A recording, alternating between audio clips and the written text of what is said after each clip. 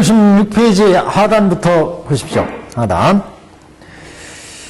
처음에 이제 사제설법으로 중생을 제도하셔가지고 사제 12년을 설해서 모두 성문에 머물렀다. 이게 말씀이 있었고, 그는, 이 설법은 그러니까, 노건시의 설법이었습니다. 노건시의. 그러니까, 우리가, 천태대사는 전체 부처님의 법문을 오시로 봤다. 이런 말씀을 드렸죠. 그래서 화엄해공이 있었고, 화엄설법, 제1화엄시, 제2노건시, 제3방등시, 제4 반야시, 제5 법화열반시,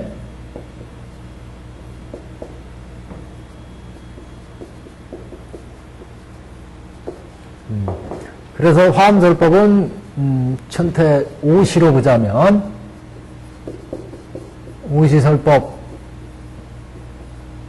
오시설법으로 오는 거예요.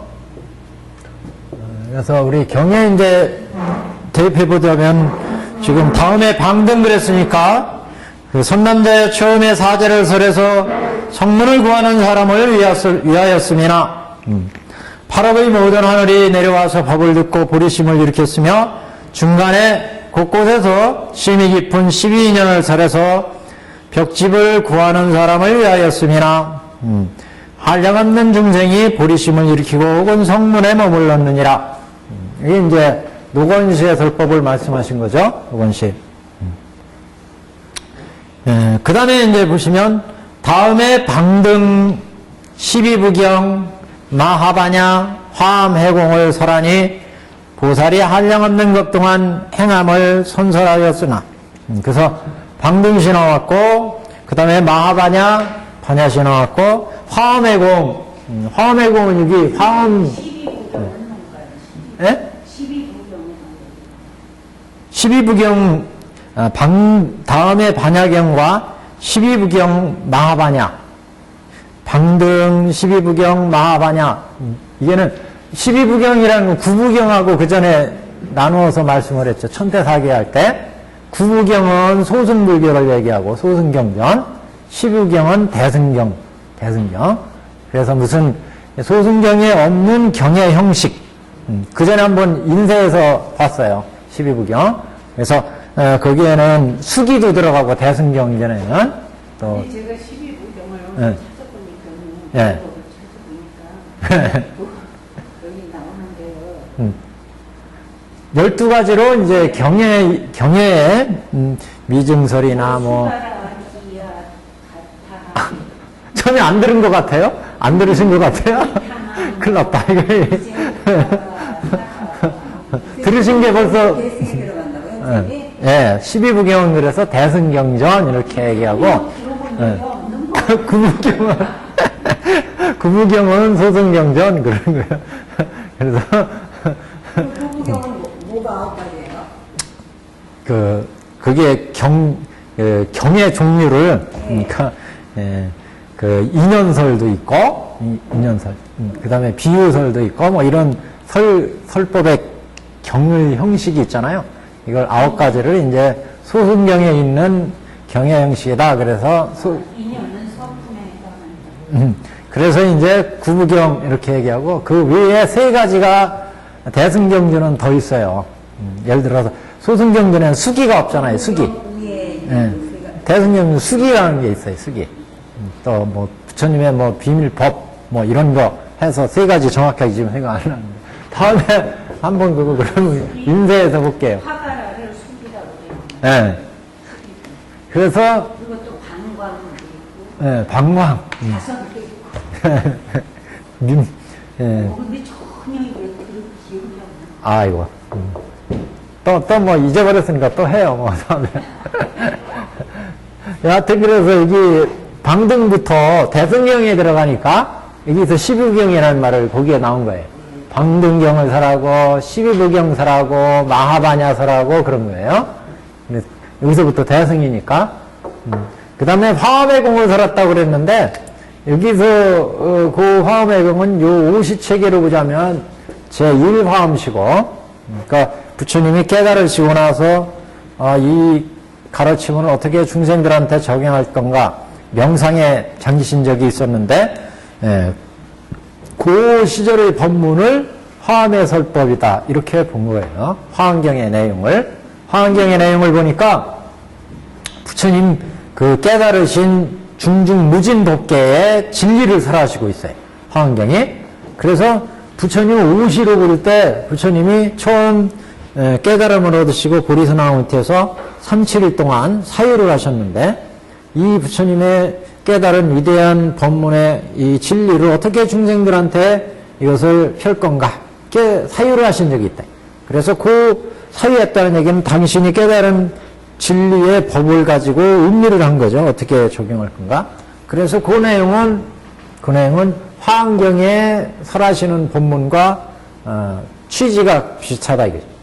그래서 화엄경에서는 이렇게 부처님 깨달으신 중중무진 법계를 중생들한테 펴는 본문이니까 그 내용이 화엄의 설법과 딱 그 매치가 된다. 그래서 화엄 제1화엄시로 온 거죠. 그래서 제1화엄시, 제2노건시, 제3방등, 반야, 법화열반 이렇게 지금 봤어요. 그래서 우리 경에서 지금 부처님 법문을 설할 때 여기 노건시에서는 사제 12인연으로 사제 12인연 그래서 이 사제 12인연 사제는 시전, 권전, 증전 이렇게 세 가지 방법으로 설하는 방법이 있다고 그랬죠. 그래서 시전, 권전, 증전. 시전은 사제의 이치를 중생들한테 보여주는 입장에서 설하는 방법이고, 권전은 사제를 닦아야 불도로웠잖아요. 그래서 권하는 입장에서 설하는 방법이고, 증전은 사제를 통해서 증득하는 입장으로 사성제를 설하고, 그러니까 부처님이 사제를 설하도 똑같은 사제를 설하지 않는다는 거죠. 중생이 이렇게 근기를 봐가지고 이 사람은 수행이 좀 필요하다. 그러면은 여러분한테 수행해서 증득하는 쪽에 사제를 설하고, 이 사람한테는 사제의 진리를 보여주기만 해도 되겠다. 그러면 시전의 입장에서 사제를 설하고, 이렇게 중생의 근기에 맞춰서 부처님이 사제를 설할 때도 다르게 설한다. 그래서 우리 화성유품에서는 삼전 12항이다 그렇게 얘기했어요. 12항. 삼전 12항에 설법을 했다. 대통지승불이 깨달음 얻으시고 나서 법계에 있는 모든 그 인천의 천신들과 인천들이 우리 대통지승불께서 깨달으신 것을 알고 대통지승불에 출가하시기 전 16왕자 16왕자가 있었잖아요. 16왕자들도 보니까 부처님이 깨달으셨어. 그래가지고 부처님이 깨달으신 보리스나 밑으로 다 오죠. 모이죠. 천신들도 사천왕들도 보니까 동방에서 광명이 일어나. 그 광명이 일어나는 이유를 딱 봤더니 부처님이 성도를 하셨다. 그래서 사천왕들도 자기 권속들을 다 이끌고 이 부처님 계시는 곳으로 옵니다. 와가지고 법을 설해 주십시오. 이렇게 이제 청하죠. 법을 청해. 그래서 부처님이 중생들한테 삼전 12항의 법을 설한다. 그래서 천신들과 그 다음에 16왕자들이 법을 설해달라고 청하니까 처음에 삼전 12행을 설해요. 그래서 중생들의 근기를 성숙시키는 거예요. 이렇게 성숙시킨 다음에 나중에 이제 부처님의 16왕자들이 또 진리를 또 설해달라고 말씀을 드리니까 그때서야 묘법연화경을 설했어요.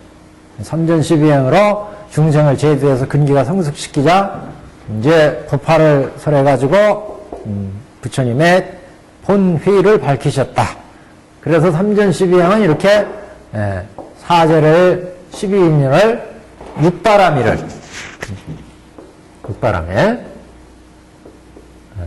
그래서 사제는 이렇게 권전, 시전, 증전 3번 굴리고 12년은 순간과 역관으로 2번 굴리고 육바라밀은 1번 굴리고 이렇게 중생을 제도하는 방법을 삼전 12양이다. 천도대사는 이거를 이제 교회 입장에서 행의 입장에서 교회 삼전 12양이 있고 행의 삼전 12양이 있다. 이렇게 또 나누기도. 그래서 교회에서는 또 이렇게 행에서는 또 이렇게 각각 3번, 2번, 1번. 그러니까 따지면 따질수록 복잡해지는데 그래서 사제를 설해서 고제, 집제, 멸제, 고집멸도 아니겠어요? 도제, 사제라는 건. 천태대사는 또 이거를 사종사제로도 또 얘기해요. 사종사제. 사제를 얘기할 때 사종사제는 이거는 오시체계로 본 거고 사종사제는 또 암설법으로 노관해설법으로 본 거고 이거는 장통교론으로 본 거예요. 그래서 장교의 사제, 장교의 사제는 생멸사제다. 생멸사제. 또 통교의 사제, 통교에서도 사제를 설할 수 있는데 이때 통교에서 사제를 설하면 이거는 무생사제. 통교에서는 연기무자성 공 그러잖아요. 그래서 생이 없어. 통교 반야공돌이에서는 무생무멸이라 생이 없고 멸이 없어요. 그래서 생멸이 없는 사제를 설하게 된다. 그 다음에 별교에서는 무량한 사제를 설할 수가 있어요. 그래서 무량사제. 왜냐하면 무량사제. 왜냐하면 별교에서는 십주, 십행, 십회양, 십지 등강묘각으로 닦아나가면서 법계의 무량한 중생들을 제도하잖아요. 그 무량한 중생들마다 사제를 가르쳐줘야 되니까 무량한 사제가 나온다. 그 다음에 이제 원교. 원교는 부처님 입장에서 금기를, 법을 설하는 거죠. 부처님 입장에서. 여태까지 여기는 중생의 입장에서 설한 거고, 중생의 입장에 맞춰서. 이거는 이제 부처님의 그 깨달은 경지에서의 사제. 이거는 이제 무작사제다, 무작. 여기는, 생로병사를 지음이 없으니까, 여기도 끊음도 없어요. 무작사제다. 무작사제. 그래서 생멸사제는, 우리 생멸하는 현상에 의해서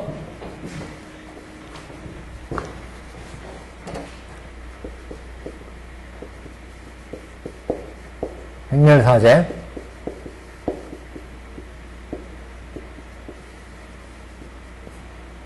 그래서 여기는 이제 무생사제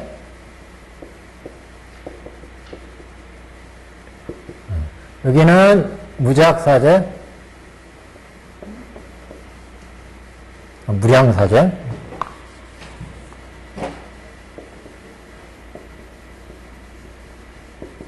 여기는 무작사제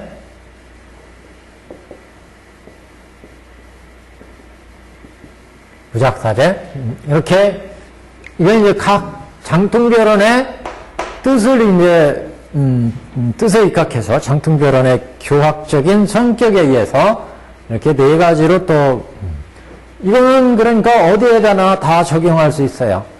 팔정도도 4가지로 또 닦을 수가 있어요. 장교적인 입장에 팔정교를 닦을 수 있고 통계적에 별교적인 12년도 마찬가지. 12년도 장교로도 닦을 수 있고 통계로 별교로 원교로 이게 무슨 얘기냐면 부처님의 고유한 중생을 제도하는 설법체계는 노건시의 설법이 있고 방등시의 설법이 있고 반야시의 법화 열반시의 설법이 있지만 그것을 적용할 때 사제의 12년 육바라밀도 그 가르침의 내용에 따라서 이렇게 4가지로 적용시킬 수가 있다. 천태대사의 이론으로 들어가면. 그래서 사제가 실제 법문의 형태로 보면 노원시, 장교의 사제는, 장교의 사제, 원래는 장교 노원시의 사제지만 이 사제의 이치를 놓고 볼 때 이 이치는 제도할 중생에 따라서 장교적인 근기의 중생이나 통교적인 또는 별교적인 원교적인 근기에 맞는 중생한테는 각각에 맞게 생멸사제, 무생사제, 무량, 무작사제로 설법이 가능하다. 이런 얘기입니다. 그러니까 불교의 응용편이에요. 응용편. 이건 이제 근본적인 도리를 말씀한 거고, 그래서 중생을 부처님이 깨달으시고 나서 열반에 드실 때까지 중생을 제도한 법문으로 정리할 때 그 법문의 체계를 오시로 얘기를 하고, 오시로. 그래서 우리가 저번에 말씀을 드린 것처럼 오시란 말 자체가 교상판덕이라고 했어요. 교상판석에 근거했다.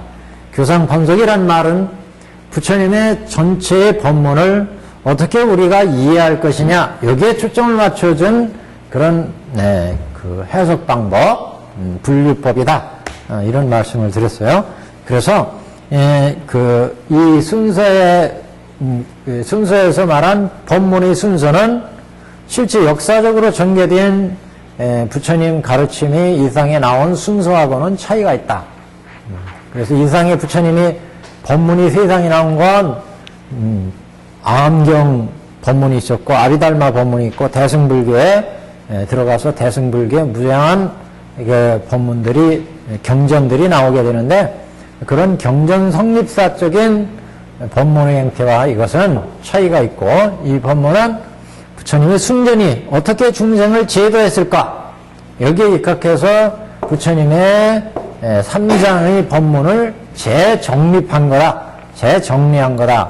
어떻게 우리가 쉽게 이해할 거냐, 이 법문의 전체적인 의의를 이런 측면에서 다시 재정립한 거다, 이렇게 이제 얘기할 수가 있습니다. 그래서 천공 56페이지 보시면, 선남자여 처음에 사제를 설해서 성문을 구하는 사람을 위하였음이나, 사제를 설해서, 그러니까 사제를 닦으면 그래서 우리는 성문승 그러잖아요. 성문에 들어가는, 성문으로 되는 이런 설법. 또 8억의 모든 하늘이 내려와서 법을 듣고 보리심을 일으켰으며, 중간에 곳곳에서 심히 깊은 12년을 설해서 벽집을 구하는 사람을 위하였습니다. 사제를 설하시고 12연기를 설하시고, 그래서 12연기를 열심히 혼자 닦는 사람을 벽집을이다 그랬죠. 벽집을. 그래서 12년을 연설해서 벽집을 구하는 사람을 위하였으나, 한량없는 중생이 보리심을 일으키고 혹은 성문에 머물렀느니라. 다음에는 방등경을 설하시고, 방등시 12부경 마하바냐, 차설 방등 12부 마하바냐, 화매공, 그 다음에 선설 보살력 겁수행. 그래서 다음에는 방등경을 설하였고, 그 다음에 12부경을 설하였고, 마바냐를 설하였고, 화매공을 설하였고, 이렇게도 해석할 수가 있습니다. 그러나 이제 전체 지금 내용 12부경이라는 것은 대승경전을 의미한다. 방등경전, 보통 방등경전을 이제 대승경전의 시작으로 보는데, 그래서 방등을 놓고 그 다음에 12부경, 마하바냐, 화매공 이렇게 나왔어요. 대승경전이라는 거죠. 대승경전. 그러니까 다음에는 방등경을 설하시고 12부경을 설하고 마하바냐를 설하고 화엄해공을 설하니 보살이 한량없는 것 동안 닦고 행함을 선서하였으나, 그 법화경의 산매는 법화산매죠. 화엄경의 산매는 해인산매라고 그러죠. 해인산매. 그래서 화엄해공 그 얘기는 화엄의 그 법문 자체가 법계의 무량한 그 중중 2년을 살아있기 때문에 화엄해공을 중종 이렇게 이런 표현을 썼어요. 마하바냐 화엄해공을 설하니 보살이 무량한 것 동안 닦고 행함을 선사하였으나 백천의 비구와 만억의 인간과 하늘에 한량없는 중생이 수다원과 사다원과 아나원과 아라한과 벽지불을 인연법 가운데 머물러 얻었느니라. 이게 알죠? 아시죠? 저번에 우리가 봤듯이 이 노건시에서의 수행은 여기 예리가 이게 수다원 원래 향하고 과가 있죠? 향에서 닦아가지고 과로 넘어가요.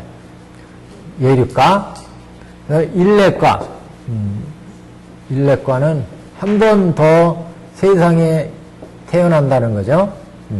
그래 사다함 하단과 불안과 수다원사 여기는 안항 그러죠.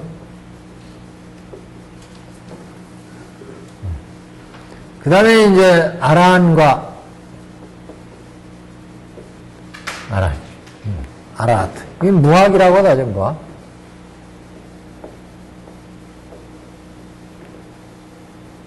공부가 없는 무학이 아니라 공부를 하도 많이 해서 더 이상 배울 게 없는 무학.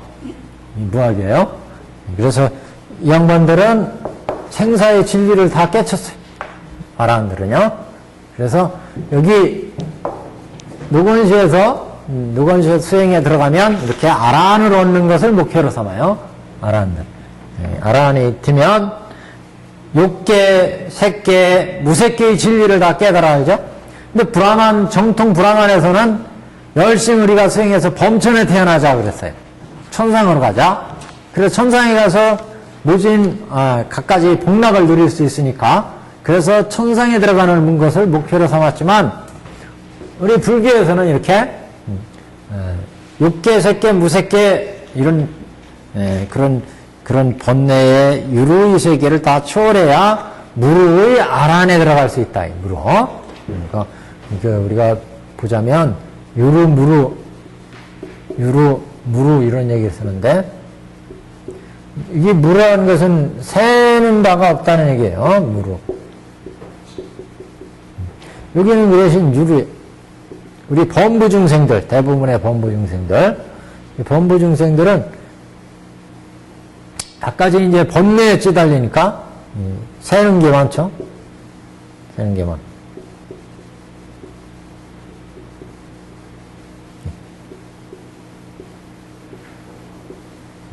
유루야, 유루. 새는 게 많다는 건 우리 마음이 대상에 대해서 끊임없이 번뇌를 일으킨다는 거죠. 그래서 유루. 마음이 한 마음으로 딱 내 마음을 지키지 못하고 마음이 자꾸 쫓아나가. 보는 것마다 쫓아나고 들리는 것마다 열심히 수행하고 있는데 뒤에서 바스락 소리가 나니까 누가 이거 과자 먹는 거 아니야. 지만 처먹고 이렇게 그러면서 거기에 심장이 쏘여가지고 이게 집중이 안 되는 거예요. 이게 유루. 무루, 유루. 또 수행하고 이렇게 있는데 갑자기 막 몸이 근질근질하고 또 뭐 여러 가지 생각이 일어나. 옛날에 그 아름답던 추억이 생각난다든가 이러면은 수행이 깊이 안 들어가죠. 그래서 마음을 자꾸 뺏긴다. 마음을 뺏겨. 그래서 마음을 뺏기지 않고 대상이 한 마음으로 쫙 들어가서 이 무루지혜를 낼 수. 무루지혜가 나오면은 이제 이건 진리를 알았기 때문에 세상을 보는 어떤 지혜의 안목이 생겨. 이걸 이제 무루지다. 그래서 무루지를 얻어야 번뇌가 안 멀어져. 번뇌가 안 만들어진다. 우리는 사는 동안 끊임없이 번뇌를 만들잖아요. 볼 때마다 번뇌를 만들고, 들을 때마다 번뇌 만들고, 코로 냄새 맡을 때마다 번뇌를 만들고, 끊임없이 우리 인간들은 번뇌를 만들어요. 심지어는 생각하면서도 번뇌를 만들어요. 그래서 이런 번뇌들은 끊임없이 그 중생들을 괴롭힙니다. 그래서 번뇌, 뇌자가 번거롭고 번자가 번거롭고 뇌란스럽게 한다. 어지럽게 마음을 만든다는 거예요. 이렇게 어지럽게 마음을 한 마음으로 모아주지 못하고 만들기 때문에 이 번뇌가 끊임없이 업을 일으켜. 번뇌가. 그러니까 번뇌가 있으면 이 번뇌가 신업과 구업과 의업을 일으켜. 뭐 우리가 사는 건 다 신업, 구업, 의업에서 움직이는 거잖아요. 그래서 번거로운 마음이 있으면 그 번거로운 마음에서 대상을 자꾸 취하기 때문에 그래서 무엇을 가지고 싶어하는 욕망이 있으면 주위에 장난감이나 돈이나 재물이나 다 갖고 싶어하는 마음이 생기죠. 그렇게 탐진치의 업을 일으킨다. 그래서 그 업을 일으키면 신업을 일으키든가 구업을 일으키든가 의업을 일으켜. 저 음식 먹고 싶다. 그럼 먹고 싶으면 어떻게 해? 쫓아가서 뺏어서 먹든 사서 먹든 어떻게 움직여야 되죠? 신업이나 구업이나 의업을 일으킨다. 그래서 이 번뇌는 탐내는 마음이 있다. 그러면 야 가서 뺏어와. 그러면 가서 신업을 일으켜. 말로 잘 꼬셔봐. 그러면 구업을 일으켜. 그거 아무것도 안 되니까 그냥 생각으로만 해봐. 의업이야. 그러면 이 업을 일으키면 반드시 업은 또 결과를 만들어내. 몸으로 움직이면 이거 갖고 여기 탐욕의 마음이 막 일어났어. 탐욕. 탐진치 막 있잖아요. 탐진치. 탐욕의 마음이 일어나가지고 저기 어제 지나가다 옆집에 있는 금송아지를 봤는데 그거 꼭 가지고 싶어. 그러면은 먼저 신업을 일으키잖아요. 신업. 가서 한번 그냥 가지고 와봐라. 그러면은 그 옆에 그 주인이 가만히 있겠어요? 주인하고 싸우게 되죠? 그러면 이렇게 결과를 만들어낸다. 그 업을 일으키면 탐내는 마음이 있으면 옆집에 가서 금송아지 가서 뺏어와요. 그러면 아니면 말로 잘 꼬셔가지고 내가 그 청와대 아무가고 잘하는데 나중에 뭐 이게 좋은 이권 생기면 줄 테니까 내놔라. 구업으로 꼬셔. 그러면 그 사람이 주든가 안 주든가 결과가 나오잖아요. 결과가. 그 결과는 다시 또 보를 일으켜. 과보를 일으켜. 나한테 돌아온다. 이게. 결과에 대한 보받음이 있어요. 그래서 그냥 몸으로 밀어붙여가지고 투지려 패고 뺏어왔다. 그럼 투지려 뺏어서 내가 금송아지는 가졌지만 그 과에 대한 보받음이 있어요. 투지려 패고 가졌으니까 그놈이 억울해서 가만히 있겠어요? 경찰서로 찔러버리든가 고발하든가 아니면 더 등치 큰 놈 데려가서 또 투지려 패든가 이렇게 과보가 있어요. 과보가. 신업이나 구업이나 의업이나 이렇게 우리가 살아가는 건 그래서 유름으로의 업을 일으킨다. 우리가 그래서 그런 번뇌를 이제 예립과에 들어가면서 견옥을 끊고 여기에 들어가면서 사옥을 끊고 사옥 여기 들어가면 이제 무학 견옥과 사옥을 끊었으니까 이 인간 세계에서는 무학자야 무학자. 더 이상 배울 게 없는 견옥과 사옥의 번뇌를 다 끊었으니까 우리가 살아가는 건 다 번뇌가 이게 견옥 아니면 사옥 견옥 사옥 이 번뇌를 끊었으니까 더 이상 이 땅에 주지하지 않아도 돼. 우리는 이 땅의 주지들이잖아요. 주지 지주 주지 뭐 다 비슷한 말이잖아요. 주지 절의 주지 스님이 주인이잖아요. 우리도 이 3개의 주지야. 3개 주지 육계 색계 무색계 그 주지를 되게 하는 게 바로 이게 유루번뇌 무루번뇌 이 번뇌라. 그 번뇌가 견옥과 사옥이다. 그래서 이 견옥과 사옥의 번뇌를 예류과에서 끊고 일례과 불안과에서 끊으면 무학과에 들어간다. 그래서 생사가 없으니까 아란부터는 은공 그러잖아요. 은공. 생사의 진리를 알았으니까 은공이에요. 근데 이제 이런 가르침을 뭐로서 끊는다? 이거를 사제 12연기를 닦아서 끊는다. 이 사제 12연기를. 사제를 닦아서 이 성은 인연으로 만들어져서 인연으로 변하는구나. 그걸 사제의 위치를 통해서 현재 사제의 위치가 뭐예요? 고제, 집제, 열제, 도제 아니겠어요? 그래서 현재 생로병사로 지금 우리가 살아가고 있는 거, 이게 고제예요. 내가 지금 생로병사에 있는 것을 아는 것이 고의 진리다. 그래서 이 괴로운 이 현재의 모습을 지대로 아는 거, 이게 고제예요. 제자가 이게 진리 제자 아니겠어요? 진리. 그 지대로 안다, 이거. 진리를. 괴로운 현상에 지금 탐진치 만의 신견, 변견, 개금식견, 이 번뇌가 끊임없이 일어나는구나, 이것을 난. 집제는 이 고제가 어떻게 해서 일어나느냐, 그 원인을 얘기하는 거예요. 고제가 괴로운 건 왜 괴로우냐? 내 마음속에 번거로운 마음이 있기 때문에 무엇을 가지고자 하는 마음, 화내는 마음, 어리석은 마음, 이런 마음이 나를 괴롭게 하죠. 그래도 이건 결과예요, 결과. 이거는 원인이에요, 원인. 조원의 사제 도표, 12연기 도표, 사제 도표 보셨죠? 그리고 이것도 원인이고 이것도 결과예요. 사제가. 그래서 현재 괴로운 건 그 원인이 있죠. 뭐야? 번뇌가 있기 때문에, 번뇌가. 탐내는 마음, 화내는 마음, 어리석은 마음. 그래서 집제는 번뇌를 의미하는 거예요, 번뇌. 그래서 이런 번뇌를 이제 사제를 통해서 또는 12연기를 통해서 끊는다. 그래서 사제의 진리를 잘 보면 지금 생로병사이 하고 있구나. 이걸 지대로 아는 거예요, 고제. 그래서 집제는 그게 탐진치 번뇌를 일으켜서 이루어지는구나. 번뇌를 일으켜서. 그래서 우리가 살아갈 때 오온에서 육근과 육경이 결합해가지고 탐내는 마음, 화내는 마음, 어리석은 마음이 일어나가지고 그게 원인이 되어가지고 생로병사를 일으킨다. 고제를. 그래서 이 이치를 지대로 한. 그러니까 문제는 뭐겠어요? 도제를 통해서 멸지에 들어가야 된다.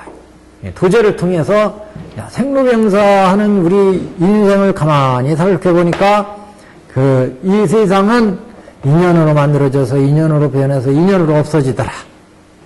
그래서 눈을 크게 뜨고 세상을 바로 보는 거예요. 바로 정견. 바로 봤더니 이 세상이 인연에 의해서 만들어져서 인연에서 변하더라. 그래서 정사유, 바른 사유작용을 일으켜야 된다.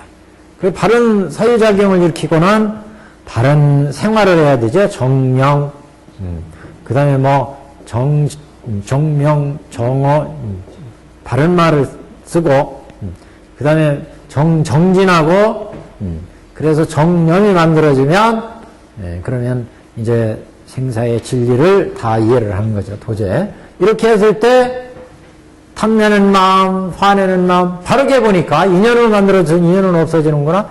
이걸 봤으니까 멸지에 들어갈 수 있는 거예요. 야, 이게 번뇌라는 것도 인연으로 만들어진 거구나. 이걸 이제 알기 때문에 멸두에 들었다. 번뇌로부터 벗어난다. 이렇게 네 가지 체계로 또는 12연기를 통해서도 문명의 생이나 행에서 식이 나와서 생노사가 나오는구나. 이걸 이제 순간으로, 역관으로, 12연기가 있으면 순간으로, 역관으로 관해서 생사를 해탈하게 된다. 그래서 이런 번뇌를 이제, 이런 생사를 해탈했을 때를 우리는 무르지, 보통은 이제 유르지, 중생들은 이렇게 얘기를 했습니다. 자, 그래서 다음에 방등경, 방등경은 이제 대승의 도리죠. 대승에서는 다 연기, 무자성, 공을 깨닫는 거예요. 연기, 무자성. 나라고 하는 것도 오온도 인연에서 만들어져서 인연으로 변하는 연기의 현상이고 연기에 의해서 이루어지니까 나라고 하는 존재도 실체가 없는 무자성이고 너라고 하는 사람도 무자성이고 이상의 돈과 명예와 권력과 모두 다 무자성이고 자성이 없어요. 자성이 없음을 아니까, 자성이 없다는 걸 아니까, 무집착, 무소득이 된다. 집착하지 않게 되죠. 집착하지 않으니까, 나에 대해서도, 내 거에 대해서도, 네 거에 대해서도, 무집착, 무소득이니까, 공하다. 이렇게 공까지가 들어가면 이제 방능경 내지 12부경, 마하바냐, 화매공에 이르기까지 다 공을 기반으로 해서 대승불교는 이루어지죠. 그래서 이제 여기 방등과 12부경과 마하바냐, 화매공, 화매 둘이는 이제 법계연기였어요. 법계연기. 그래서 화매공을 설하니 보살이 한량없는 것 동안 닦고 행함을 선설하였으나 백천의 비구와 만억의 인간과 하늘의 한량없는 중생이 수다원 사담 아남 아란갈과 이렇게 이게 수다원 사담 아남 아란갈을 얻었어요. 벽지부를 인연법 가운데 머물러 있었느니라. 그 다음에 벽지부를 얻었어요. 그러니까 아란 다음에 그 다음에 이제 그 산속에서 이 부처님의 가르침을 실천하면서 이렇게 닦는 사람은 이게 벽지불 그랬죠. 그래서 여기 아란과 벽지불과 그랬어요. 그러니까 예륵가, 일렉가, 구란가, 아란가, 즉 수다원 사당 아나 아란가를 거치면 그러면 이제 생사를 따라가게 되는데, 그래서 아란과 벽지부를 인연법 가운데서 머물러 있었다. 선남자여 이런 뜻이 있는 까닭을 알아라. 같은 말로 선설하였으나 뜻이 다르느니라. 뜻이 다른 까닭으로 중생이 해석함도 다르다. 해석함이 다른 거로 얻는 법과 얻는 과가 또는 얻는 도가 다름이니라. 그래서 얻고 또 뭐 해석하고 얻고 이런 것들이 다 이제 차이가 있다. 선남자 이런 뜻 있는 까닭을 알라. 진실로 선설하였지만 뜻이 다르다. 뜻이 다른 까닭에 중생의 해석함도 다르다. 해석이 다른 거로 얻는 중생, 얻는 법과 얻는 과와 얻는 도가 또한 다름이니라. 그러니까 법, 과, 도가 다 달라진다. 그래서 중생들에 따라서 부처님의 법문이 삼전 12행 또는 3전 12행 사제 12년 6바라미를 설하는 중생에 맞춰서 중생의 근기에 맞춰서 설하기 때문에 부처님은 한 가지 법문이 아니다. 다 중생의 종류에 따라서 가지가지로 설하기 때문에 하나로 한 가지 이런 법문이 아니다. 그래서 끊임없이 바뀌어서 부처님의 법은 그래서 여기 이러한 뜻이 있느니라. 뜻이 다른 까닭에 중생의 해석함도 다르니라. 해석이 다른 거로 얻는 법과 얻는 과와 얻는 도가 다르니라. 과보가 도가 다르다. 그러니까 중생들한테 부처님이 법을 설할 때 똑같은 그런 법문인 것 같아도 중생이 불의에 맞춰서 부처님은 각각 다른 법문으로 그 중생을 제도한다. 그래서 같은 말로 설하였으나 뜻이 다르니라. 뜻이 다른 까닭으로 중생이 해석함도 다르니라. 해석이 다른 까닭에 얻는 법 또는 얻는 도 이런 것들이 다 차이가 있다. 동화법과 우리 부처님 법문 자체가 다 중생이 설하는 대상 중생이 다르기 때문에 각각 이제 법문도 달랐다. 그래서 어떤 때는 사제를 설하고 어떤 때는 12년 설하고 어떤 때는 바람일 설하고 또 중생이 다르기 때문에 사제도 시전, 권전, 증전 이렇게 다르게 해서 법화경에서도 부처님의 이제 중생들이 근기가 성숙해져가지고 이제 부처의 본면목을 털어놓을 때가 됐지만 그 본면목을 털어놓음에 있어서도 세 번에 걸쳐서 다르게 법을 썼어요. 법설이 있었고 비유설이 있었고 인연설주가 있었고 이렇게 그래서 부처님의 법문은 이렇게 얻는 과나 또는 얻는 도나 얻는 법에 따라서 달라진다. 그래서 이런 까닭으로 선남자여 내가 도를 얻고 처음에 일어나 법을 설한 이래로 오늘 대승의 무량의경을 설함에 이르기까지 아직 일찍이 고와 공과 무상과 무아와 비진과 비가 비에 비소하여 본래 청정하지도 아니하고 지금도 또한 멸하지 아니하며 일상과 무상과 법상과 법성과 이런 것들이 불거나 불례불거나 모든 중생이 네 가지 상으로 옮겨진다고 하느니라. 그래서 네 가지 상은 생주이멸로 변한다. 이게면 법상이나 법성이나 일상이나 무상이나 불례불거나 모든 중생이 네 가지 상으로 옮겨진다고 설하노라. 그래서 그 부처님의 그 법문 자체에 그 중생을 제도하는 데 따라서 이런 차이가 있다. 근데 지금 대승경전 무량의경은 이제 법화경이니까 법화 3부경의 법화경이니까 결국 그래서 대승은 무량의경을 설함에 이르기까지 그동안 수많은 법을 부처님이 설했어요. 여기 법화열반에 오기까지 여기 이제 그 점교의 설법이 있었죠. 여기 돈교의 설법이 있었죠. 돈교.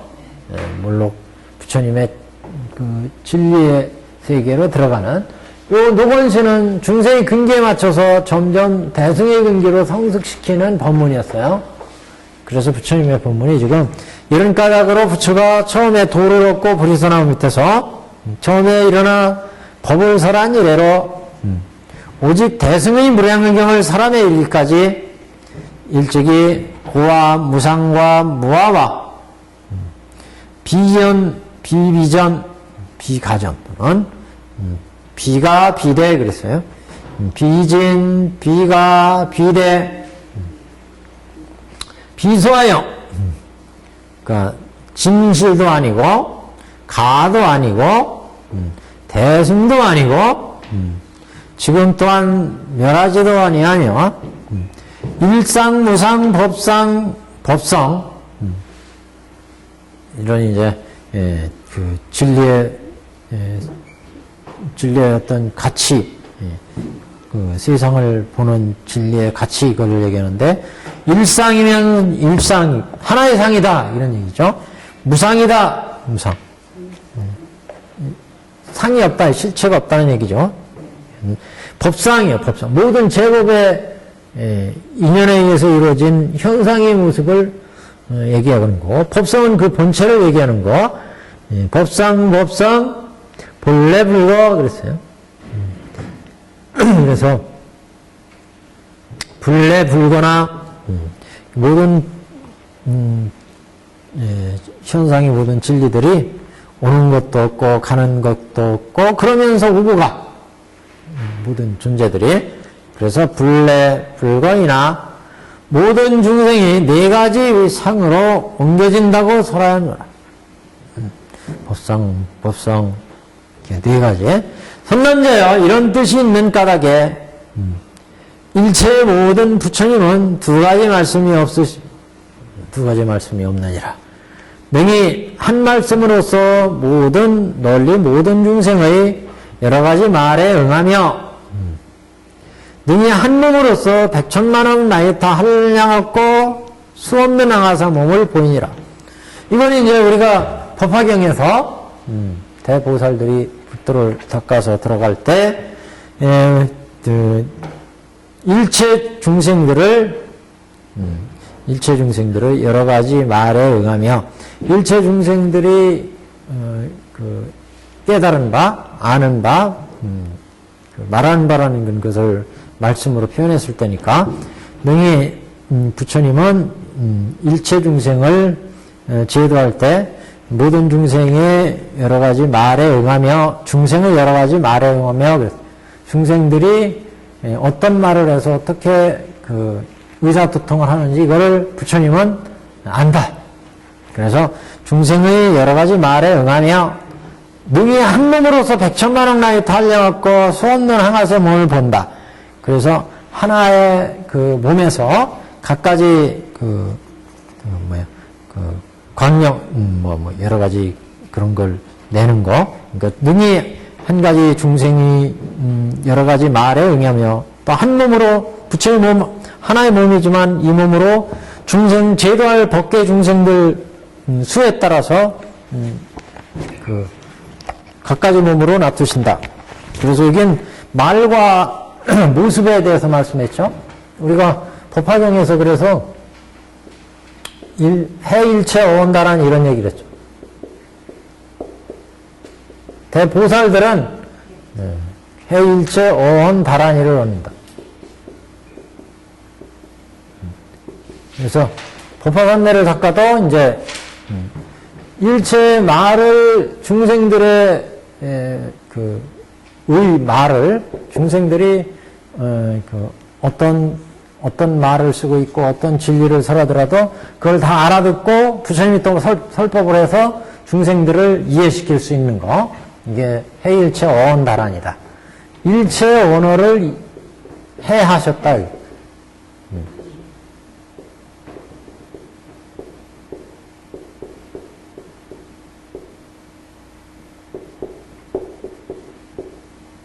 해일체 어언다란이.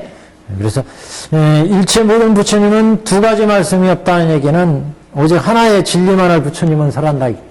그래서 허망함이 없다. 일체 부처님은 두 가지 말씀이 없느니라. 진리를 깨달으셨기 때문에 해일체 어언다란이로 일체 중생들한테 법을 설해서 중생을 설득시키고 또 당신도 중생들의 뜻을 이해할 수가 있고, 일체 모든 부처님은 두 가지 말씀이 없으니 능히 한 말씀으로서 두말하는 법이 없다는 얘기죠. 두말하는 이랬다 저랬다 안 한다. 진리만 설한다 이 얘기죠. 진리만. 네, 부처님. 우리 중생들은 이랬다 저랬다 편리에 따라서 그러잖아요. 핑계도 대고, 부처님은 오직 진리의 말씀만으로 일관되게 중생을 제도해. 해일체 어언다란이로 얻었기 때문에 두 말씀이 없어. 두 가지 말씀이 없어. 항상 진리를, 근데 실제 설하는 건 두 가지 말씀을 설하죠. 세 가지 말씀도 설하고 10가지 말씀도 설하고 중생들의 근기에 맞춰서 A라는 중생한테는 똑같이 오온을 설하는데 이 중생은 A라는 중생한테 오온이라는 것은 우리 몸인데 이 몸은 도깨비와 같으니라. 어떤 중생에는 흐르는 물과 같으니라. 어떤 사람한테는 번개불과 같다. 이러는데 그 다음 옆에 있는 사람들한테는 우리 오온은 인연 따라 만들어지는 것으로 무상한 것이니라. 무상하다. 꼬막 중생들마다 설하는 말씀이 다 달라요. 오온이. 그럼 두말하지 않느냐? 부처님 두말하는 게 아니에요. 한마디예요. 한말이에요. 한말. 오직 진리에서 부처님은 일체 중생을 다 불도로 이끌어 들어가기 위해서 이 중생한테는 오온이 공하다는 뜻으로 헛개되어 갔다 그런 거고, 저 중생한테는 오온이 무상한 걸 깨우쳐주기 위해서 인연으로 만들어서 인연으로 변하니까 무상하다 이렇게 말씀하시고, 그거는 다 공으로 말했고 이쪽은 무상무아로 말씀하셨는데 오온을 그건 다 일체 중생을 불도로 이끌어 들어가기 위한 진리에서 설하신 것이다. 두 말이 아니다. 이 두 말이. 실제 우리가 생각할 때 두 말 한 것이 아닌가 그렇게 생각하는데 부처는 두 말을 말씀하신 게 아니에요. 오직 실상의 진리 제법시 일체 중생을 다 불도로 이끌어 들어가기 위한 진리에서 부처님은 항상 말씀을 하신다. 그래서 부모님들이 어떤 때는 아이한테 거짓말해. 어떤 때는 또 진실을 얘기해. 그건 필요에 따라서 얘한테 거짓말을 해야 될 경우에 보다 큰 뜻을 가지고 중생을 제도하시는 부처님도 마찬가지다. 부처님도 원래는 이 세상에 와서 이렇게 수많은 법문이 있는데, 그러면 부처님이 두 말 하신 게 아닌가? 두 말, 세 말, 다섯 말을 하신 게 아닌가? 어떤 때는 왜 화엄의 설법하고 어디 가서는 또 노건 설법하고 방등을 반야를 설하셨느냐? 그 여기 말씀 보면 부처님은 일체 모든 부처님은 두 가지 말씀이 없느니라 그랬잖아요. 다 하나의 뜻에서 설하신다. 한 가지 법문이야. 다 실상법, 진리로 인도하기 위한 그래서 일체 중생을 불도로 인도하기 위한 부처님 법문 일도 일불성 다 일불성을 위해서 이렇게 법문을 설하셨다 이거죠. 그러니까 두 말이 아니다 이 두 말이 아니에요. 근데 선생님 또 시점이 뭐야? 성문을 위해서는 사제를 설하고 사대를 또 연락을 위해서는 12년을 설하고 통사를 위해서는 6번하며 설하고 그러면 한번 들으시고 여기 한 번 설하시고 여기 두 번 설하시고 세 번 설하시고 그러면 한 말 하셨고 두 말 하셨고 세 말 하셨고 매우 진리인데 왜 그 두 번 하신 데가 있고 세 번 한 데 있고 한 번 한 데 있고 금기 때문인 거예요? 그렇죠. 한마디 말이 지름인데 그게 다 연기 그러니까 그게 한마디도 아니고 세 마디도 아니고 백천마디예요. 백천마디의 말씀. 그 백천마디는 다 어디에서 근거해서? 다 불도로 인도하기 위해서 부처님이 하신 법문이다. 중생들을 설할 때. 그래서 부처님이 여기서는 녹양원에서는 이 말씀하시고 화엄도량에서는 저 말씀하시고 방등 반야도량에서는 기원정사에서는 또 공돌이 설하시고 법화에 와서는 또 실상법 설하시고 왜 이렇게 달라졌느냐? 그는 다 일대사인연으로 부처님이 이 땅에 오셔서 다 불지견을 열어서 보여서 깨달아 들어가기 위해서 부처님은 설하신다. 그러니까 부처님을 두말했다 이렇게 고발할 수가 없어요. 부처님 허망한 말씀 안 하셔. 다 일체 중생을 일불성으로 이끌기 위해서 부처님이 하신 법문이기 때문에 그래서 여기는 이 도량에 와서 화엄설법 하면 이게 못 알아듣는다 이게. 여기서 처음 궁자가 장자한테 찾아오잖아요. 그 궁자한테 처음에 자기 재산 다 주려고 너는 내 아들이구나 해서 그냥 데려오려고 그랬잖아요. 근데 애가 깡으로 치고 기절하고 못 따라오잖아요. 그래서 똥치는 일 가르쳐줬어요. 그러면 이게 왜 부처님이 이렇게 두 말 했느냐? 그거는 나중에 밝혀지잖아요. 여러분 내가 왜 이렇게 이 아를 똥치는 일 가르치고 집안일 가르치고 이렇게 가르쳤느냐? 이건 이제 내 모든 재산을 얘한테 주기 위해서. 부처님도 이 땅에 오셔가지고 깨달음 얻었어. 그 깨달음 얻어서 법제가 이렇게 많아. 부자야. 법이. 이 법이 많으니까 중생들마다 수많은 법을 설하시는 거예요. 그래서 이 중생한테는 이 말하고 저 중생한테는 저 말했어. 왜 그랬느냐? 이 깨달은 거를 다 이 중생들한테 펴가지고 이 중생들로 하여금 나처럼 다 불도에 들어오기 위해서 이렇게 법을 여러 가지 말로 설하셨다. 그렇게 부처님이 중생을 설하실 수 있는 건 십지보살 정도 되면 대보살 되면 해일체 어원다란이로 그래. 이 어원다란이를 얻기 때문에 어원이라는 건 뭐예요? 말. 일체 언어. 일체 언어를 다 부처님이 달통하시니. 그래서 이쪽에서 무슨 말을 하든 간에 다 알 수 있고 부처님이 또 이 중생의 근기에 맞춰 법을 설해. 그래서 그 손오공 보니까 손오공이 부처님이 나오시는데 손오공한테 중국말로 하대요. 중국말로. 중국말로. 그럼 우리나라에 오시면 우리나라 말 하시겠죠? 이게 근데 차이가 안 날까요? 원어 원래 인도 뿌리니까. 인도말 잘하시지만 한국말 조금 꼬부라져가지고 잘 안 나오실지 모르는데 영어나. 하여튼 이 양반들은 이렇게 해일체 어원다란이를 하는데 보통 10지 정도 되면 지혜가 이제 극도로 발전해가지고 불치견이 생기니까 불치견이. 그러니까 이때부터는 이제 해일체 어원다란이를 운영해요. 그리고 이제 우리가 법화산매를 닦는다고 하잖아요. 법화산매를 깊이 들어가면 그러면 이제 깊은 경지를 얻게 되면 그 깊은 경지에서 보현보살을 봐. 그럼 보현보살이 안내를 해줘가지고 불보살들로 만나요. 그래서 금강경을 설한 곳에 그 부처님을 만나면 금강경의 뜻을 모르는 부분이 있으면 가르쳐주고 법화경의 도리를 모르는 부분이 있으면 법화경의 뜻도 가르쳐주고 산매에 들어가면 이렇게 온 일체 언어가 깨달음을 여는 중요한 단서가 되잖아요. 중요합니다. 언어.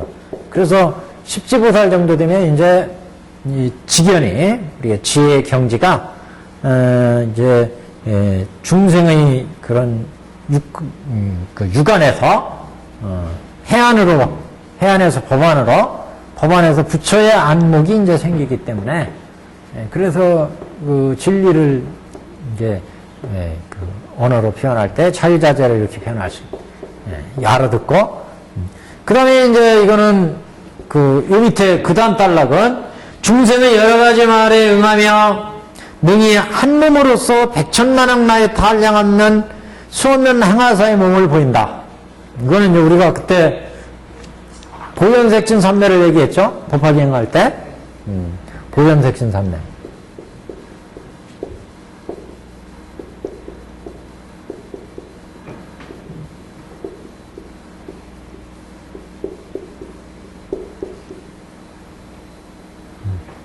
보현된 건 두루 혀는 나타낸다. 색신은 우리 몸뚱아리, 물질의 몸뚱아리죠. 물체. 중생들은 물체가 있어야 실제 있다. 부처가 법신만 돌아다니면 부처가 있다고 중생들 하네. 뭐 안 보이니까 삼매에 들어가야 이제 보이는데. 그러니까 보현색신 삼매를 얻으셨기 때문에 부처님은 이 삼매에서 어떤 세계든지 그래서 우리가 보문품 같은 데 보면 관세음보살 보문품에 보면 중생들이 물에 빠졌을 때 관세음보살 또는 불이 났을 때 관세음보살 열심히 하면 관세음보살이 당신의 몸을 낮춰서 그 중생들을 구제한다. 구제. 그래서 그럴 때 이렇게 색신을 두루 필요한 중생들한테 놔두는 다라니 출연한 다라니 지장보살이나 문수보살이나 보현보살이나 그 옛날에 그래서 그런 얘기 있었잖아요. 관세음보살이 중생 제도하는 거 보면 중생들이 이렇게 강을 건너가는데 비가 와가지고 다리가 끊어졌어. 그래가지고 어떻게 갈지 몰라서 관세음보살 했더니 관세음보살이 진짜 배를 가지고 나타났어요. 딱 이제 건너죠. 이게 이제 보현색신 삼매. 근데 이제 중생들마다 차이가 있겠지만 나타나는 이제 그 보살이나 또는 경계나 그래서 보현보살이나 또는 문수보살이나 대승의 보살들은 대부분 이렇게 보현색신을 운영합니다. 그래서 법계에 필요한 중생들한테 몸을 놔둬서 그 중생이 필요한 것에 필요한 몸을 놔둬서 지장보살을 봤다는 사람이나 또는 관세음보살을 봤다는 사람이나 천태대사도 돌아가실 때 열심히 그 경을 독송하게 하죠. 제자들한테. 그러니까 이렇게 가시다가 얘들아, 이 관세음보살이 나 데리러 왔다. 그러잖아요. 우리 눈에 안 보이는데 보이는 사람한테는 보이는 색신삼매 놔둬가지고 이 어른들은 이렇게 자유자재로 몸을 놔둘 수가 있는 그런 다란이 삼매. 그래서 이런 삼매와 다란이 이럽니다. 그래서 이게 능히 한 몸으로서 백천만억 나의 당하사에 수없고 한량없고 수없는 행하사 몸을 보인다.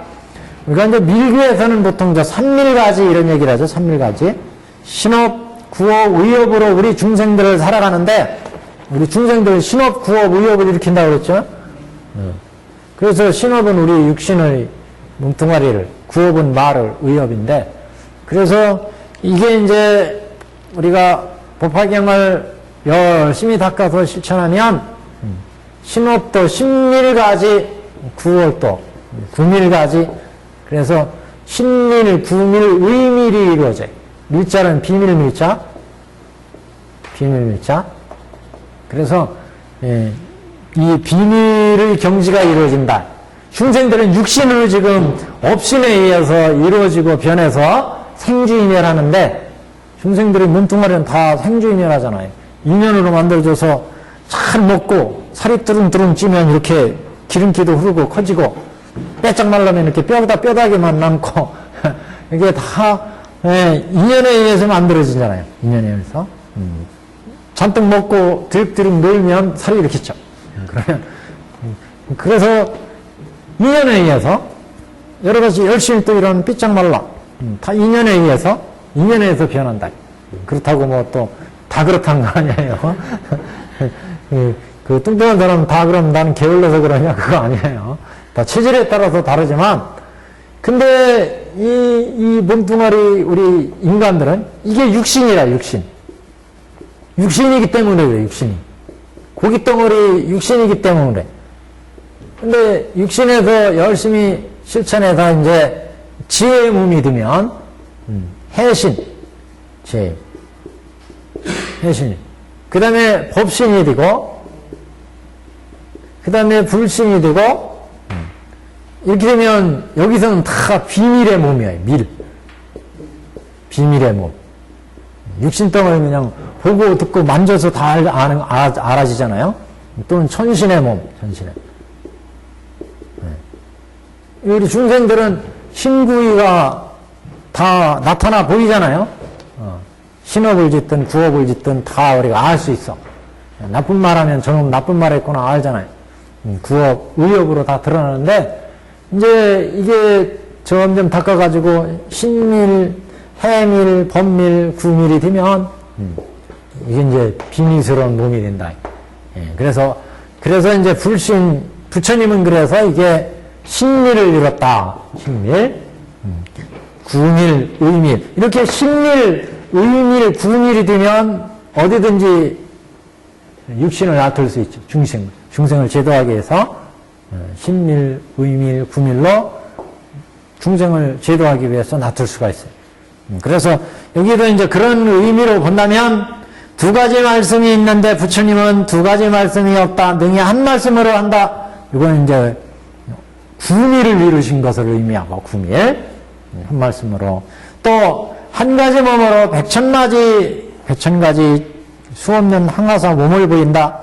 신밀을 나타낸 거고 그래서 대법신의 신밀의 모습을 나타낸 거고 그 10법계의 그 중생들한테 법계 중생을 다 제도하려니까 법계 놔둘 때마다의 몸이 달라지죠. 우리가 저기 어디서 그랬나? 야광보살 말고 저기 저기 묘운보살품에 보면 묘운보살이 저 법계에서 이 사바세계로 오잖아요. 부처님이 영축산에 설법하시니까 영축산에 가서 문수보살도 뵙고 대보살도 좀 뵈야 되겠다. 또 부처님이 저 묘운보살 한번 왔으면 하고 딱 쳐다보니까 빛이 쫙 비치니까 그쪽에서 묘운보살이 법계에서 몸을 샥 해가지고 이 법계로 이 사바세계로 오잖아요. 올 때 하도 빨리 와가지고 다른 사람은 안 보여. 그래가지고 그거 슬로비드로 한번 보여주세요. 그랬더니 그 다음 덕문에 보면 나오잖아요. 이쪽 법계에서 이쪽 세계로 오는데 올 때마다 풍악이 울리고 꽃비가 나리고 쫙 해가지고 어느새 영축산에 싹 솟아올랐어. 근데 그때 떠나기 전에 이쪽에서 또 말씀을 하시잖아요. 묘운보살이여 이 사바세계에 가시면 석가모니 부처님이 계신데 그 석가모니 부처님이 사바세계에 갔다고 사바세계에 계시다고 가서 깔보고 함부로 하면 안 된다. 여기는 또 이 법계는 몸이 어마어마하게 크대요. 묘운보살 법계 중생들이. 크다는 얘기는 뭐 여러 가지 의미가 있겠죠. 그래서 뭐 지혜가 출중하고 뭐 훌륭한 그 경계고 그래서 그 이쪽에는 근데 이 사바세계는 중생들의 그 지뢰 같은 업들이 뭉쳐가지고 이루어졌잖아요. 세계. 그러니까 맨날 일어나는 게마다 사건이 터지고 막 지뢰 같은 사건이 맨날 터지잖아요. 그러니까 이 세계 중생들은 그런 업을 짓고 사니까 지금 요 묘운보살이 이쪽에 계시면서 이쪽을 출타를 하는데 가거든 그 저쪽에 사바세계가 시원찮은 세계라고 가서 석가모니 부처님 이런데 가서 예를 범해서는 안 된다. 그래가지고 가르쳐줘요. 예? 가서 거기는 여기 몸이 크다고 여기 쬐끄맣다고 가서 깔보고 이러면 안 된다. 이게. 예? 그래서 올 때 막 풍화 걸리면 샥 오는데 갑자기 샥 오니까 이 사바세계에 있는 제자들이 이게 어떻게 해서 왔죠? 저 면모산에 딱 보니까 이 영축산에 싹 솟아올라. 도대체 어떻게 해서 저 양반 오신 겁니까? 그러니까 부처님이 무언보살한테 보살이여 슬로비들을 한번 보여줘. 그러니까 이제 오는 모습을 천천히 보여줬어요. 몇 배속인지 몰라도 하여튼. 그래가지고 쫙 이쪽에서 꽃피 날리면서 이게 이제 신미를 이룬 거예요. 신미. 나트는 걸 이렇게 자유자재로 보현색신으로 자유자재로 쫙 나튼다. 그러니까 관세음보살 오실 때 또는 무언보살 오시고 가실 때 우리가 보현보살을 볼 때 육아백상을 타고 나타난다. 육아백상. 어떤 사람이 법화경을 쫙 막 열심히 했는데 왕이 그 옆을 딱 지나가다 보니까 그 사람이 법화경 할 때 그 사람 뒤쪽에 보현보살이 막 코끼리를 타고 와서 딱 그 법을 듣고 있어요. 그래가지고 이 양반이 감격 들어가지고 그래서 뭐 나중에 이 대지드론에 그런 얘기가 나오죠. 그래서 이 스님이 지나갈 때 여기 흙탕물이 있어요. 그래가지고 왕이 머리를 탁 풀어가지고 이렇게 밟고 지나가라 이렇게 해줬다 그런 얘기도 있고. 그러니까 뭐 영험전에 또 그런 얘기도 나오더라고.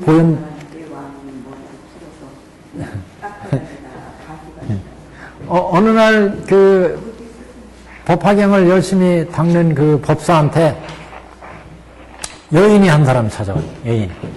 여인 찾아와가지고 날도 저물었으니 저를 여기서 재워주십시오.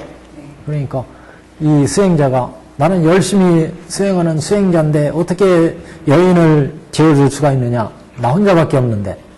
그러니까 이 여인이 스님 나 여기 지금 앉아주고 내쫓으면은 가다가 짐승한테 물려 죽습니다.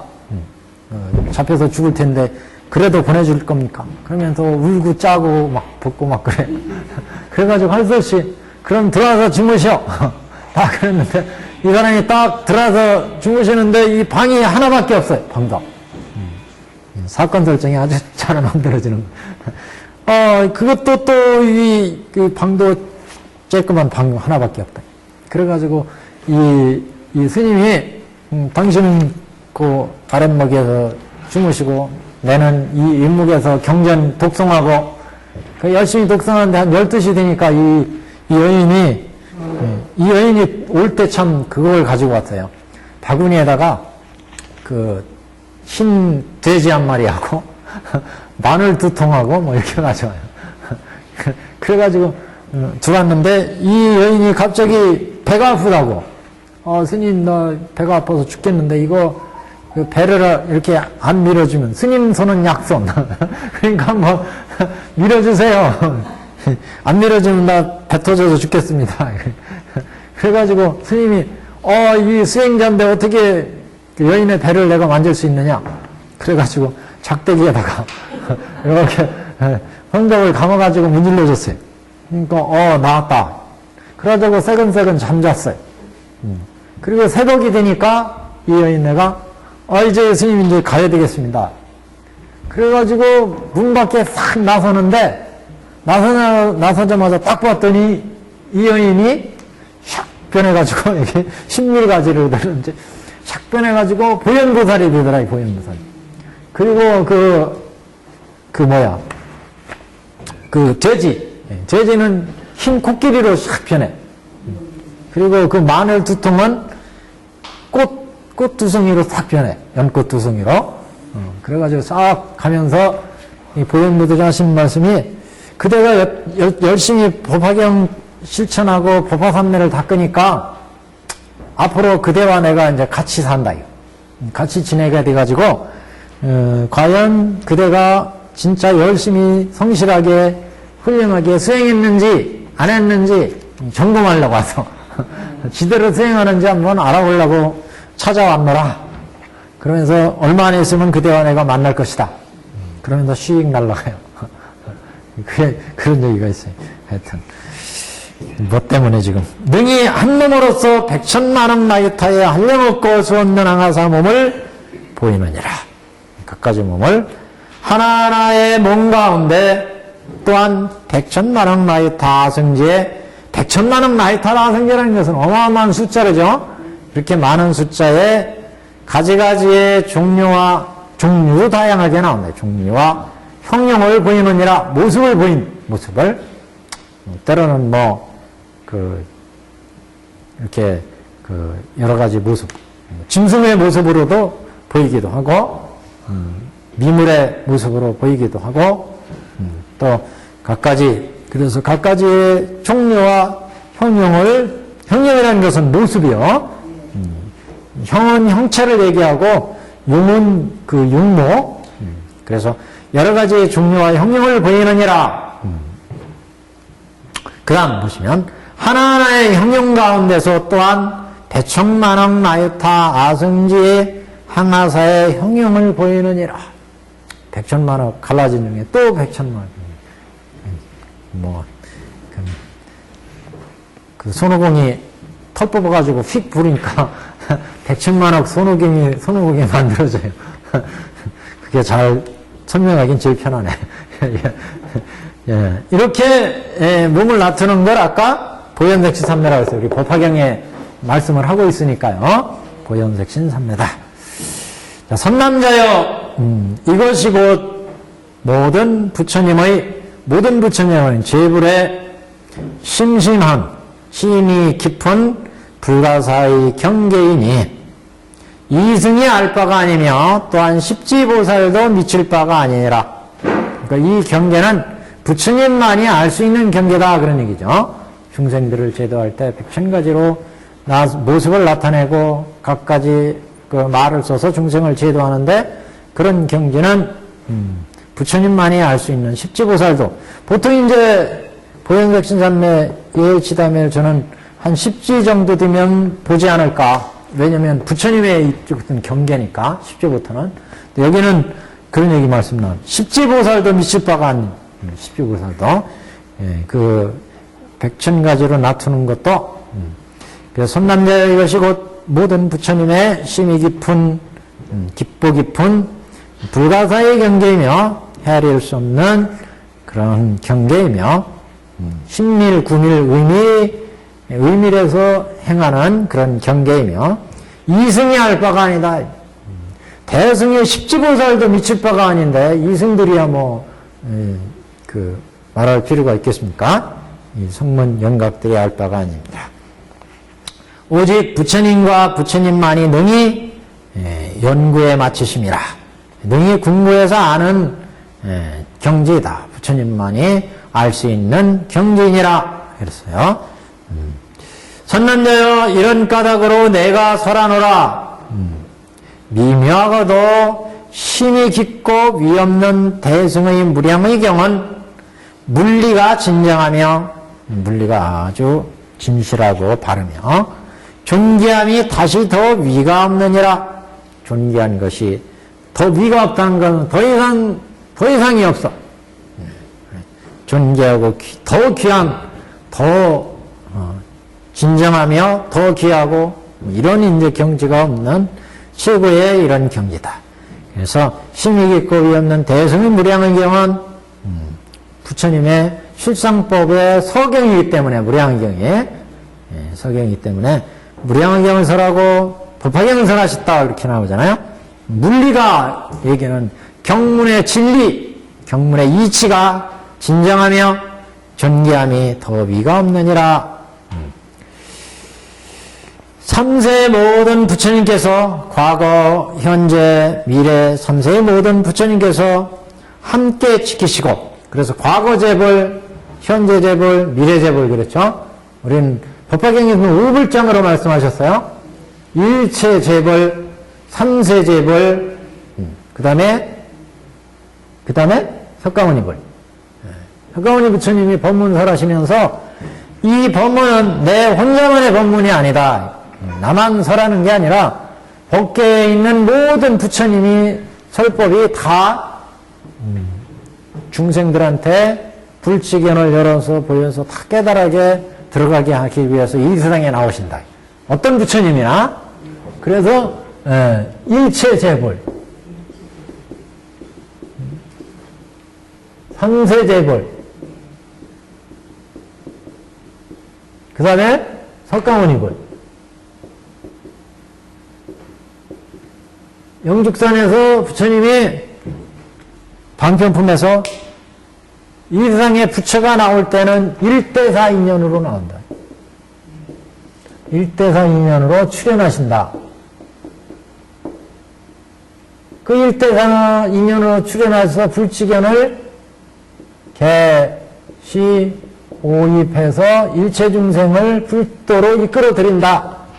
이거는 석가모니 부처님 혼자만의 설법이 아니라 법계에 나오는 모든 일체 재불이 그러하고 삼세재불, 과거, 현재, 미래의 모든 부처님들이 다 이와 같이 법을 설한다. 그래서 나 석가모니도 이와 같이 법을 설하는 것이다. 이게 부처님의 법식, 부처님의 법식이다. 부처님의 법식은 항상 1대4 인연으로 법계에 출현하셔서 중생세계에 출현하셔서 불치견을 열어서 보여서 다 깨달아 들어가게 하신다. 그래서 삼세 모든 부처님께서 함께 지키시고 보호하시는 바이니 모든 마와 위도는 들어오지 못하며 모든 마와 위도는 들어오지 못하며 그 법의 세계를 깨치지 못한다. 마 부처님의 이런 진리의 세계를. 그래서 부처님의 법문은 진정하고 존귀하니 더 이상 그 위가 없고 삼세 부처님이 함께 지키고 보호하시며 무량의경의 이런 진리는 삼세 부처님이 지키고 보호하기 때문에 마와 마의 권속들이 침입하지 못한다. 이 법을. 마라고 하는 건 법을 방해하는 장애가 되는 그런 마군들을 얘기하죠. 보통 마는 이제 4가지 얘기하죠. 뭐 얘기했어요? 번뇌마, 번뇌마. 그 다음에 사마. 이거를 4가지마다 사마. 사마. 여기 사마는 죽음의 마예요. 사마. 사마. 죽음의 마. 번뇌는 번뇌도 마와 같다. 번뇌. 우리가 번뇌가 일어나면 이건 마군이야, 마군이. 그래서 우리가 수행하는 것도 방해하고 진리를 깨치는 것도 방해하고 사마. 사마. 이건 죽음의 말. 점점 죽음에 오면 두렵잖아요. 죽으면. 얼마나 저기 죽음이라는 게. 그래서 마와 같다. 그 다음에 온마. 온마. 온. 우리 온이 변해서 생로병사를 겪고 갖가지 업을 일으키고 마군이와 같다. 온마. 그래서 번뇌마, 사마, 온마. 또 뭐가 있어요? 사마, 온마, 번뇌마. 하나가 더 있는데 이것도 생각이 안 나죠. 온마, 사마, 번뇌마. 또 온, 번뇌, 사, 죽음.